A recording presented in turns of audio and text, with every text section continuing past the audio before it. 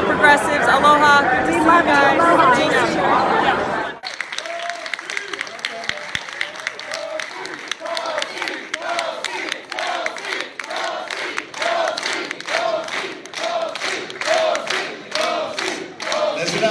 Real quick, members, if you have a veteran-related question for our Q&A session of the forum, please submit a comment card to the front, and you will be called on to ask your question. Congresswoman Tulsi Gabbard, you have 3 minutes for your opening statement. Aloha, my fellow veterans. It's great to be here with all of you to see how you're taking a leadership role to make sure that our voices, veterans' voices, are heard in this elections process and that the needs of our veterans are met and addressed. I don't have to tell you how frustrating it is to see how, time and time again, there are examples of how far away our government has gotten from the vision our founders had for us, of a government truly of, by, and for the people. Instead, what we see in Washington too often is a government of, by, and for self-serving politicians or greedy corporations or the rich and powerful. What happens as a result? We the people suffer. People are left struggling and suffering and left behind. The values that are at the heart of every service member, every single one of you here, those values of service above self are what we need so desperately in this country. To have leaders who are actually putting the well-being of the people of this country at the forefront, above all else.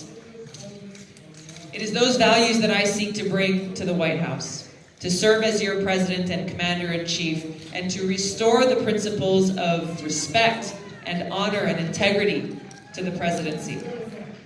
I'm still serving in the Army National Guard today. I've been serving for over 16 years.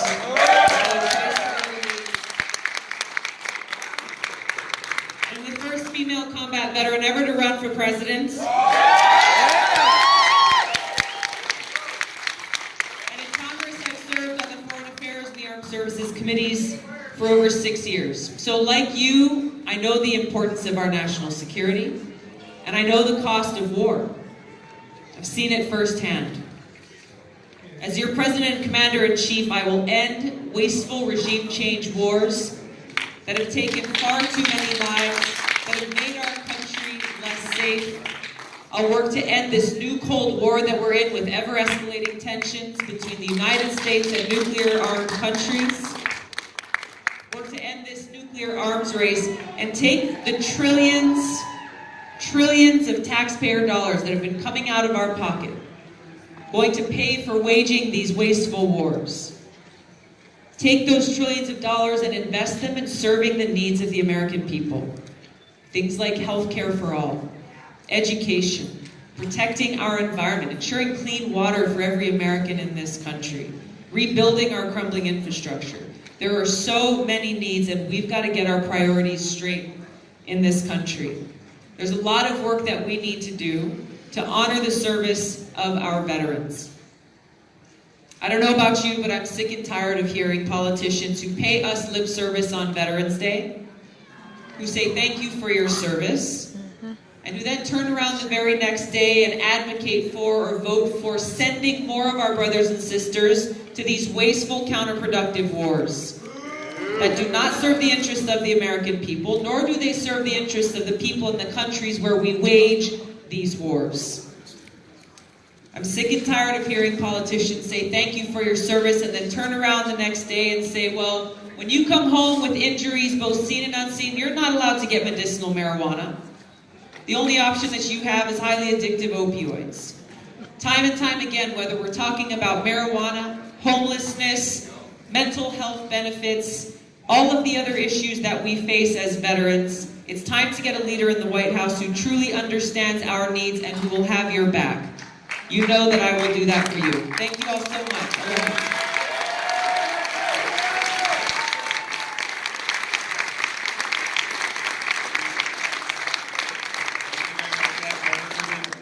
One of the things that we as a caucus would like to hear from you is your top veteran-related priorities once you're elected to the White House. And again, as Ron I think the first and most important thing is recognizing that the most important responsibility that the president has is to serve as commander-in-chief. So rather than continuing the status quo, I think it's essential that as commander-in-chief to know that I will stop creating more of these wasteful wars that cause so much pain and injury and loss of life to our veterans.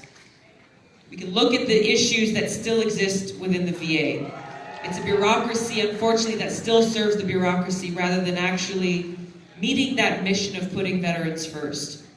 So whether we're talking about healthcare, disability benefits, truly affordable housing, mental health care, care provided to those who have been forced on these highly addictive opioids and then have no other recourse as they seek recovery, these are all major issues that must be addressed to meet that mission of the VA, to actually serve our veterans and honor their great sacrifice.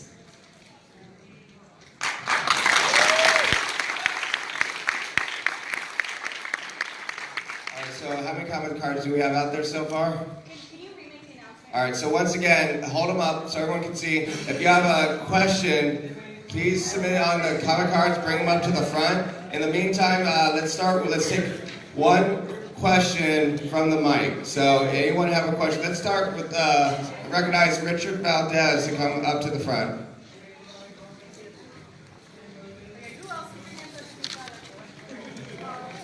Veteran Richard Valdez, what is your question?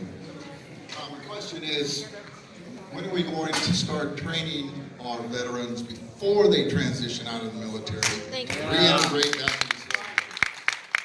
Thank you, Richard.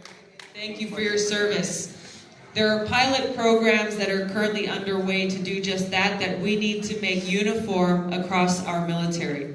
I know in the Army there's a program called Soldier for Life that makes it a command priority, which those of us who've served, whether as enlisted or as officers, know that unless the command is making it happen, then it doesn't really much matter what anyone else says. So they make it a command priority a year out from when a service member is scheduled to lay down the uniform to see what kind of job they'd like to get afterward, make sure that they have the training and education, and actually link up with the private sector employer that they can transition directly into. It's those kinds of hands-on approaches that we need to make sure that that transition is seamless, going from wearing the uniform and entering civilian life. There's a lot of opportunities out there, and we've got to get the message out to employers across this country that hiring veterans should be at the top of their list, because our veterans bring a huge amount of experience, work great under pressure, have amazing leadership background,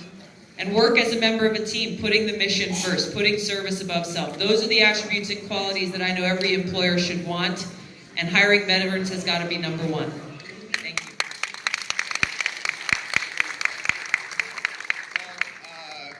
you. We set a couple of rules for this, and it's got to be a veteran or foreign policy related question, so I'm asking you guys to keep it to this, but I'm going to ask this. It's a little mixture. Medicare for all would help everyone, but do you believe veterans' health care should be, and I can't read the last word, prioritized? We don't have to wait for anything to happen, any legislation to pass, to make sure that our veterans are getting the health care that they need. It's gone on for far too long that we hear empty promises, we hear veterans are going to be made a priority, but then you hear threats of privatization and actually making it harder for our veterans to get that care that they need.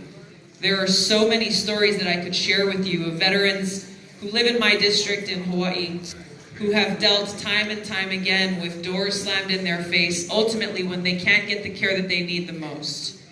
We had a Vietnam veteran in my district who on my cell phone one day when he was on the verge of having a heart attack. And he was in the emergency room at the hospital closest to him, trying to get the emergency surgery, heart surgery that he needed.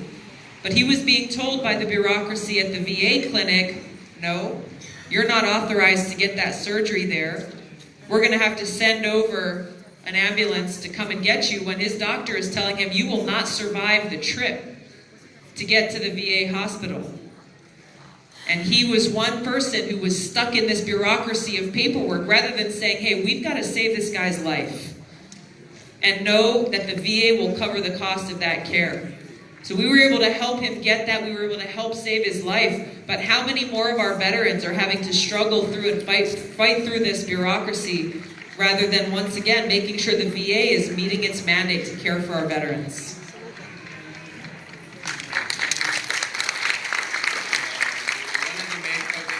Caucus is bringing home deported veterans. What will you do for deported veterans?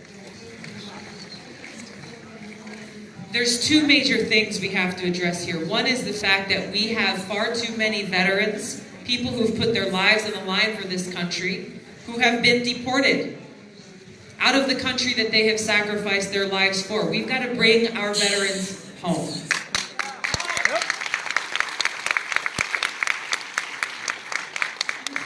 We've got to address is the fact that many veterans who may not be citizens or service members who are not citizens, they're not educated about what their rights are, what their opportunities are. And even those who apply for citizenship, we're seeing now, are getting rejected at higher numbers than those who are not veterans. This dishonors their service, their sacrifice, the sacrifices that are made by their family members. It is a slap in the face for every single one of them to go and deploy, to go and to fight in these wars that they had no role in making a decision on, to come home, to apply for citizenship, to be a citizen of the country that they fought for, and then to have the door slammed in their face. That's got to change.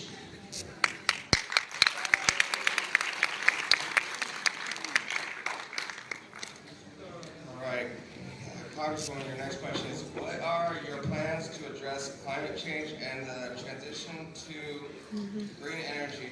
This isn't a veteran-related question. To green energy, do you have a plan to help with green economy jobs?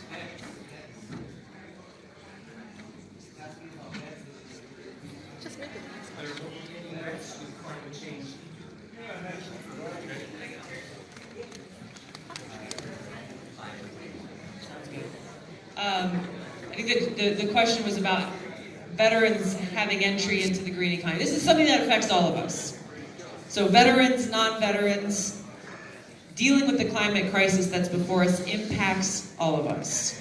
It impacts all of us here at home. It impacts all of us who live on this planet. So we've got to make it a priority to make the kinds of investments and bold changes in our policies to get off of fossil fuels, to end the big subsidies that we are still paying out to the tune of over $30 billion every year to big oil companies, and invest in a green, renewable energy economy.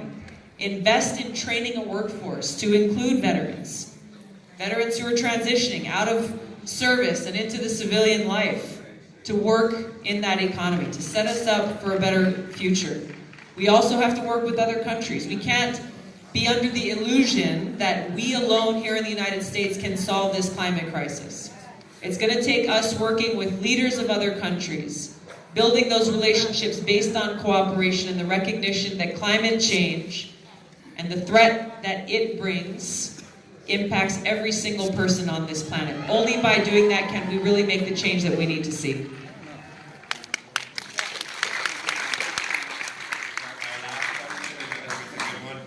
Would you sign on as a co-sponsor for legislation to create a Department of Peace Building? And what the importance of peace on Earth? Could you speak to that a little bit? Thank you.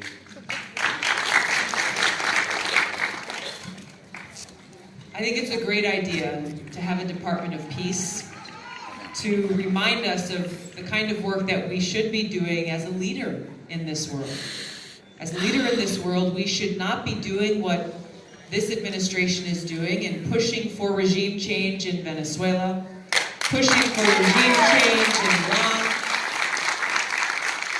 using our military as Saudi Arabia's armed forces rather than recognizing that our service members sign up to protect and defend the United States of America and the American people. This requires strong leadership and the right kind of leadership, and a recognition about what our mission is, and the great sacrifices that our service members make. The experience that I bring to this job of President and Commander-in-Chief best equips me to fulfill that promise, to be able to execute that mission, to make sure that our troops are only sent on missions truly worthy of their sacrifice and only as a last resort, seeing the value and the necessity of diplomacy and dialogue, understanding that unless we have the courage to meet with both adversaries and friends, the only alternative is war. Thank you all so much for having me here today. Thank you all.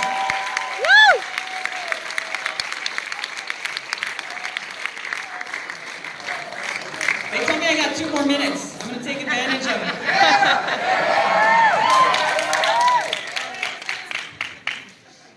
We all know what the warrior ethos are. These warrior ethos that are ingrained in every one of us from the time we go in on our first day in basic training or boot camp and throughout our time in service. In service to our country, in service to our people. Which is why it's so important for us to continue to stand up, to continue to live out those warrior ethos of always placing the mission first. I will never quit, and I will never leave a fallen comrade. Those ethos that we live when we wear the uniform continue even for those who have laid the uniform down. It is that mission that we are charged with, to stand up for one another, to stand up for peace, to stand up against costly, counterproductive regime change wars, to stand up for diplomacy and dialogue, and to stand up and make sure that we hold leaders accountable in this country, to hold them accountable, that they are fulfilling their mandate to serve the American people first and foremost. This is my commitment to you, that I will continue to carry those values, those ethos with me to the White House, to the presidency, to serve you as Commander-in-Chief, and honor the service and great sacrifice that every one of you, every one of our service members and their families make.